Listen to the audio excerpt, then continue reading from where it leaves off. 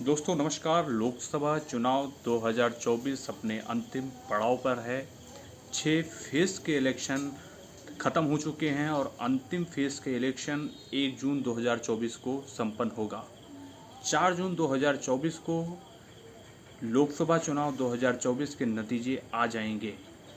अभी तक के देश के लोगों में इस बात की सुगबुगाहट बड़ी तेज़ी के साथ है, क्या नरेंद्र मोदी पुनः सरकार बना पाएंगे, क्या तीसरी बार फिर से प्रधानमंत्री बनेंगे। यह प्रश्न लोगों के दिमाग में है कि जिस तरीके से विपक्ष ने संविधान पर 400 पार पे जातिगत आरक्षण पर और जाति आधारित जनसंख्या जैसे मुद्दों को उठाया और ध्रुवीकरण जैसे मुद्दों को उठाया और संविधान बदलने की बात को लेकर के इन्होंने मुद्दे उठाए, क्या यह लोगों में, यह जनता के मन में या जनमानस के मन में क्या कोई सत्ता के विरुद्ध लहर बन पाएगी, क्या कोई बदलाव हो पाएगा, यह आने वाला समय बताएगा। हम इस पूरी डिस्कशन के साथ यह एनालिसिस करेंगे कि भारतीय जनता पार्टी फिर से सरकार बना पाएगी कि सरकार नहीं बना पाएगी, कितनी सीटें Bharatiya Janata party NDA alliance जीतेगा और जो 400 पार का नारा भारतीय जनता पार्टी ने दिया है उसमें कितनी सच्चाई है और वह कितने करीब हैं इस 400 पार के नारे में। तो हम आपको बताना चाहते हैं कि 2 से 3 महीने पहले मध्य प्रदेश, राजस्थान और छत्तीसगढ़ में भारतीय जनता पार्टी बड़े मार्जिन से जीती थी इलेक्शन और 3 बड़े बदलाव हुए थे। राजस्थान से वसुंधरा राजे को हटा करके मोहनलाल शर्मा को बनाया गया और उससे पहले शिवराज सिंह चौहान को हटा करके मुख्यमंत्री मोहन यादव को बनाया गया और छत्तीसगढ़ में आपने क्या नाम है, विष्णुदेव साह को बनाया गया और रमन सिंह को हटा करके। कुछ लोग इस बात को लेकर के चर्चा में कर रहे थे, इस बात के ऊपर चर्चा कर रहे थे कि जो राजपूत वोटर हैं वो डिवाइड होगा, लेकिन भारतीय जनता पार्टी कुछ बेसिक पॉइंट को लेकर के चली। जब 400 पार का नारा दिया जाने, नरेंद्र मोदी ने, भारतीय जनता पार्टी और एनडीए अलायंस ने 400 पार का नारा दिया तो लोगों के दिमाग में इस बात की चर्चा नहीं है। लोगों के दिमाग पे इस बात की चर्चा है कि भारतीय जनता पार्टी 400 पार कर पाएगी कि नहीं कर पाएगी। सवाल सरकार बनाने की चर्चा नहीं हो रही है, सवाल इस बात की हो रही कि भारतीय जनता पार्टी 400 पार कर पाएगी कि नहीं। लेकिन यदि भारतीय जनता पार्टी 272 का आंकड़ा पार भी कर लेती है तो लोग इसकी चर्चा नहीं करेंगे कि भारतीय जनता पार्टी 400 पार की कि नहीं, क्योंकि सरकार बनाने के लिए, प्रधानमंत्री बनने के लिए मोदी जी को 272 सीट ही चाहिए, 400 सीट नहीं चाहिए। 400 का जो एक टारगेट दिया गया है अपने कार्यकर्ताओं को एक मोटिवेशन देने के लिए किया है कि हमने धारा 370 को लागू किया है, जो कि 75 सालों से कांग्रेस ने हमारे संविधान पर थोका। एक देश में 2 संविधान, 2 विधान नहीं चलेंगे, जो श्यामा प्रसाद मुखर्जी का नारा था। इसलिए जनता से अपील करते हैं कि हमें 400 सीट दी जाए ताकि देश में बड़े फैसले लिए जा सकें। इसका सहारा भारतीय जनता पार्टी ने सुरक्षा को लेकर के लिया कि पहले लावारिस वस्तुओं को छूना मना था, या हर स्टेशन, हर बस, हर सार्वजनिक प्रतिष्ठानों पर लिखा हुआ होता था। लेकिन जिस प्रकार से आतंकवादियों पर कार्रवाई जम्मू कश्मीर में किया, धारा 370 को लागू किया और जम्मू कश्मीर को केंद्र शासित प्रदेश में डिवाइड किया, जम्मू कश्मीर और लद्दाख में, यह एक कड़ा मैसेज दिया। और जहाँ जिन भारतीय जनता पार्टी शासित राज्यों में भारतीय जनता पार्टी की सरकार है, जैसे आप अतीक अहमद उठा लीजिए, मुख्तार अंसारी को उठा लीजिए और जितने भी गैंगस्टर हुए हैं, इन पर कार्रवाई करना या एक पॉजिटिव मैसेज गया कि लॉ एंड ऑर्डर और प्रशासनिक व्यवस्था बिल्कुल दुरुस्त और चाक चौबंद होगा। लगभग 10 सालों में कोई बड़ी घटनाएं देश में नहीं हुई है, लेकिन विपक्ष अपने आप को एकजुट करने में जुटा हुआ है। तीन चार महीने से विपक्ष एक मंच पर आने की कोशिश कर रहा है। मैं यह मान सकता हूं कि 3 महीने इन्होंने पूरी मेहनत की है, लेकिन मैं यह कतई भी नहीं कह सकता कि इन्होंने पूरे साल मेहनत किया है। ये कहानी बिल्कुल वैसी है कि जब किसी का एनुअल एग्जामिनेशन आता है बच्चों का, तो कुछ स्टूडेंट ऐसे होते हैं कि जिसको टॉप मारना होता है वो पूरे साल पढ़ाई करता है, और ज़्यादातर बच्चे जो होते हैं वो एग्ज़ाम के टाइम पे पढ़ाई करना शुरू करते हैं, और कुछ ऐसे बच्चे होते हैं जो एग्ज़ाम के टाइम पे किताब खरीदते हैं और नोट्स भी नहीं बनाते हैं। राहुल गांधी बिल्कुल ऐसे ही बच्चे हैं। जब इलेक्शन आया तो इन्होंने प्रचार शुरू किया और इनके इंडिया अलायंस ने भी शुरू किया।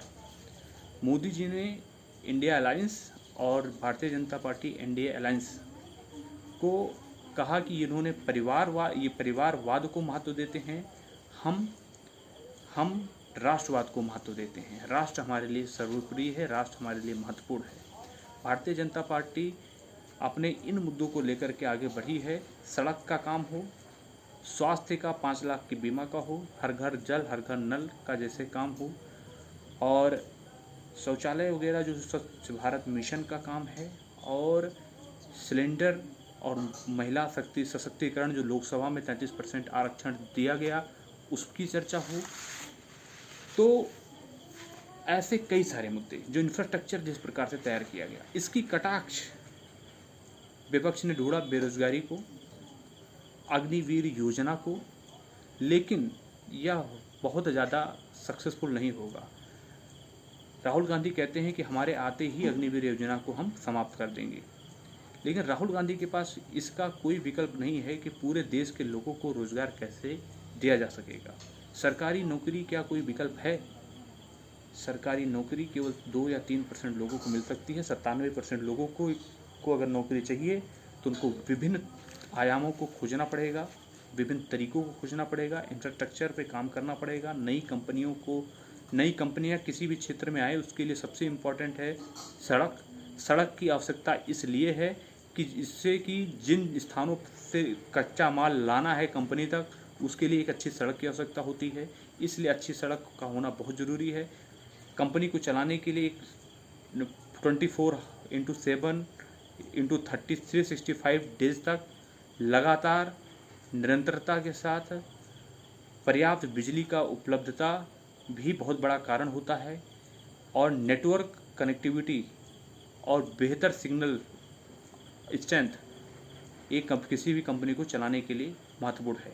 उसके बाद शिक्षा व्यवस्था और आपके पास अवेलेबल रिसोर्सेस, अगर ये सारे गुण मिलेंगे तो ही किसी क्षेत्र में कंपनियां खुल सकती हैं। और सबसे इम्पॉर्टेंट पार्ट इसमें और जोड़ना चाहता हूँ, लॉ एंड ऑर्डर, प्रशासनिक व्यवस्था।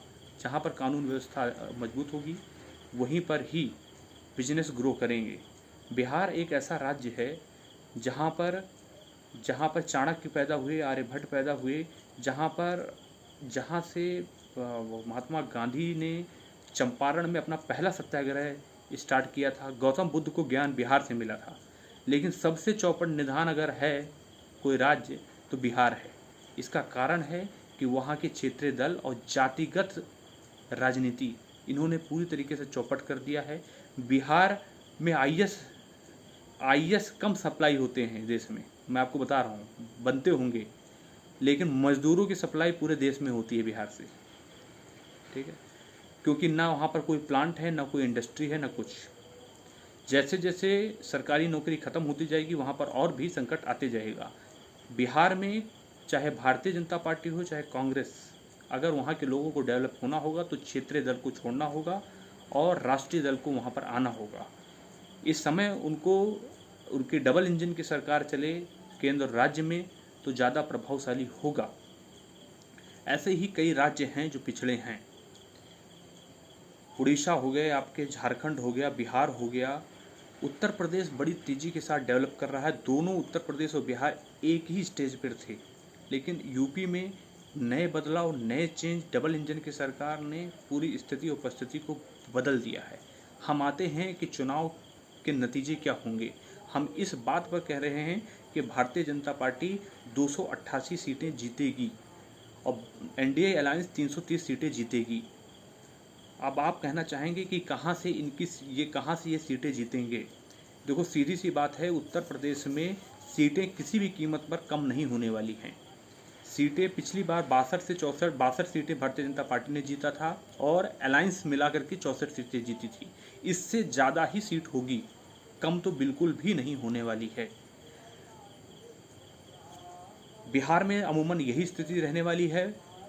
1 से 2 सीटें वेस्ट बंगाल में बढ़ेगी। नॉर्थ ईस्ट, चाहे मिजोरम, नागालैंड, आसाम, त्रिपुरा और मेघालय जैसे इन नॉर्थ ईस्ट स्टेटों में स्थिति बिल्कुल सामान्य रहने वाली है। सीटें अगर घटेगी कहीं तो हरियाणा से घटेगी, दिल्ली से कुछ सीटें घट सकती हैं। राजस्थान, मध्य प्रदेश और छत्तीसगढ़ में सीटें लगभग समान रहेंगी, कहीं 1 या 2 सीटें कहीं के अंतर पड़ेगा। छत्तीसगढ़ में भी लगभग 1 ही 2 का अंतर आएगा। जो लोग कह रहे हैं कि कर्नाटक में सीटें कम होगी, 28 सीटें हैं वहाँ पर, ऐसा बिल्कुल नहीं होगा। ऐसा भी हो सकता है कि 28 में से 27 सीटें भारतीय जनता पार्टी जीती, 28 के 28 जीतेगी। और बढ़ेगी कहाँ पर? बढ़ेगी सीटें आंध्र प्रदेश, तमिलनाडु, केरल और आपके तेलंगाना। इन जगह पर 1-1, 2-2 सीटें, 2-2, 3-3 सीटें बढ़ेगी जहाँ पर भारतीय जनता पार्टी 0 थी। तो भारतीय जनता पार्टी सरकार बनाने में पूरी तरह से सक्षम होगी।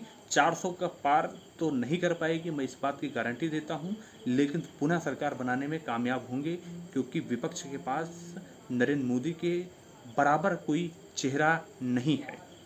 तो मोटा मोटा ये एनालिसिस है, क्योंकि लोगों के जीवन में ये सारे बदलाव आए हैं और लोगों को दिखाई दिया है। सड़कों का काम लोगों को दिखाई दिया है, बिजली का काम लोगों को दिखाई दिया हुआ है, सिलेंडर व्यवस्था या घरेलू व्यवस्था या शौचालय की व्यवस्था, स्वच्छ भारत मिशन, स्टेशनों के माध्यम से आप देख सकते हैं कि चेंजेस आए हैं।